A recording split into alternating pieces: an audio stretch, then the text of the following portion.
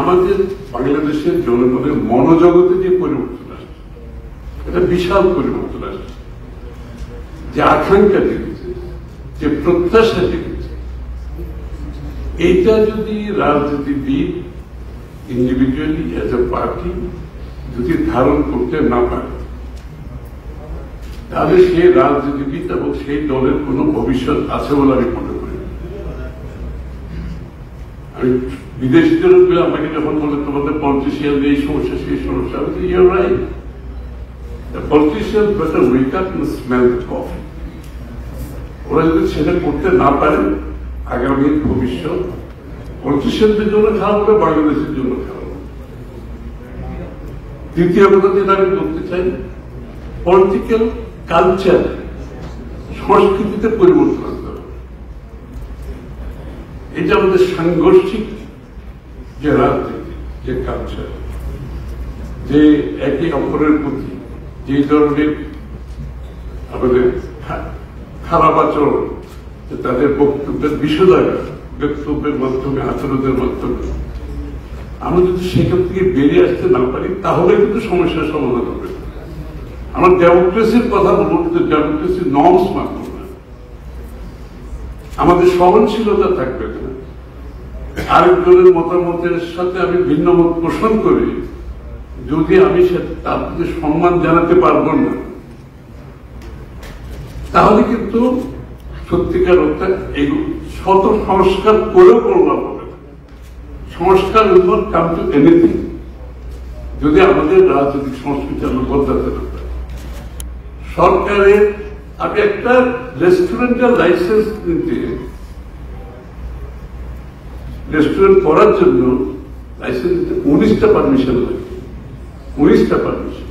Just imagine, এই দেশে কে বিনিয়োগ করবে? আপনি প্রত্যেকটি জায়গায় এত হাইলি রেগুলেটেড করে রেখেছে, যেখানে বিনিয়োগের আসলে কোন ইনসেন্টিভ নেই।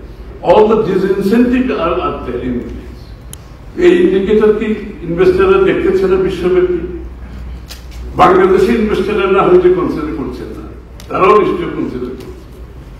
যখন ইজ অফ ডুইং বিজনেসে বাংলাদেশ এত নিচ্ছে, ওই দেশের থেকে কেউ তাকাবেই না, তাকাবেই না, ইনভেস্ট করা তো দূরে। এই জন্য সিরিয়াস ডিরেগুলেশন আর সিরিয়াস লিবারালাইজেশন ছাড়া বাংলাদেশের অর্থনীতিকে লিফট আপ করা সম্ভব হবে না। আপনি যদি ইকোনমিকে ডেভেলপ করতে চান, গভর্নমেন্টের রোল কমিয়ে দিতে হবে সোজা করে। আপনি যত বেশি রেগুলেশন থাকবে তত করাপশন বাড়বে। বাংলাদেশে বিগত দিনে আপনি দেখবেন রেগুলেশন করতে করতে এমন জায়গায় নিয়ে গেছে, যার কারণে আপনি অলিগার্ক সৃষ্টি হয়েছে। ওরা ছাড়া কেউ ব্যবসা করতে পারেন, অথবা ওদের ছাড়া কেউ ব্যবসা করতে পারেন। রাজনীতিতে আপনি ডেমোক্রেটাইজেশন করলে তো হবে না, আপনি অর্থনীতিকে ডেমোক্রেটাইজেশন করতে হবে। Economy must be democratize. বাংলাদেশের বড় প্রবলেম হচ্ছে হেলথ, বলছেন স্বাস্থ্য সেবা বিশাল out of pocket expenditure more than Afghanistan. Just imagine আমরা কোথায় আছি। বাংলাদেশে জিডিপি কত পার্সেন্ট এডুকেশনে খরচ? বিলো 2%। হেলথ সেক্টরে এগিয়ে। আমাদের টার্গেট হচ্ছে জিডিপির 5% এডুকেশন and জিডিপির 5% হেলথে ইনভেস্ট করা, এবং that include skill development, skilling, up skilling, reskilling. এটা ছাড়া কিন্তু আপনি এমপ্লয়মেন্ট, আপনি এমপ্লয়মেন্ট বললে তো হবে না, আপনাদের স্কিল ওয়ার্কফোর্স লাগবে এমপ্লয়মেন্টের জন্য। আমাদের টার্গেট হচ্ছে ফার্স্ট 18 মান্থসে যদি সুযোগ হয়, ফার্স্ট 18 মান্থসে 1 কোটি জব ক্রিয়েট করা, 1 crore। And this is not a political statement. আমরা কিন্তু ওয়ার্কআউট করেছি, will come out with the figure, কোন সেক্টরে কত এমপ্লয়মেন্ট হবে এবং এদের জন্য আমরা কোথায় কত ইনভেস্ট করব। আরেকটা বিষয় হচ্ছে আমাদের একটা গ্রুপ কিন্তু আমাদের ইকোনমিতে আমরা আনতে পারি। আমাদের গ্রামে গঞ্জে যারা কাজ করে, কামার কুমার, মানে আমাদের ক্রাফটম্যান যারা আছে, আর্টিজান যারা আছে, আমরা তাদেরকে কিন্তু মেইন স্ট্রিম ইকোনমিকে আনতে পারি। আমাদের একটা প্ল্যান আছে ক্রিয়েটিভ ইকোনমি, যেটা আমরা নতুন একটা সেক্টর খুলব। ক্রিয়েটিভ ইকোনমির আন্ডারে বাংলাদেশের বিভিন্ন প্রান্তরে যারা সাধারণ মানুষ আছে, যারা মেইন স্ট্রিমে আসলে ইকোনমিতে, তাদেরকে ইকোনমিতে আনার জন্য তাদের যে প্রোডাক্টগুলো করে, product development, product design, product branding, product marketing platform, যাতে তারা সরাসরি অ্যামাজনে সরাসরি বিক্রি করতে পারে গ্রামে বসে। আমরা এই লোকগুলোকে আমরা ইকোনমিতে আনি নাই, আমরা মনিটাইজ করতে পারি।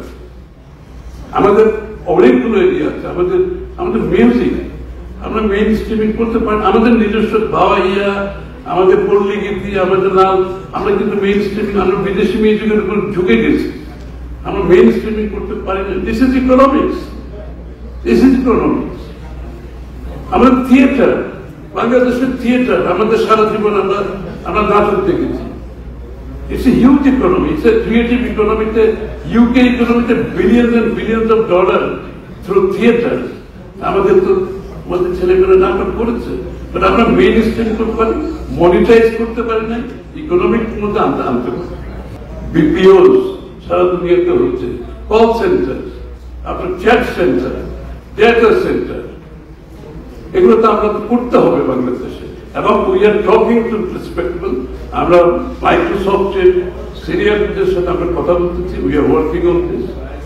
এবং এগুলোর জন্য যে ইনভেস্টমেন্ট দরকার, আমাদের লোকজন বাঙালি যারা আছে, বাংলাদেশি যারা আছে, দে আর ম্যানেজিং বিলিয়ন ডলার পোর্টফোলিও। আমার বিলিয়ন 12 বিলিয়ন পোর্টফোলিও ম্যানেজ করতেছে। চায়নাকে বিলিয়ন বিলিয়ন ইনভেস্টমেন্ট বলে আমি দেশে আমি করতে পারতেছি না কেন? কসরমে কিছু করেন, let us give us the opportunity to come and invest in Bangladesh.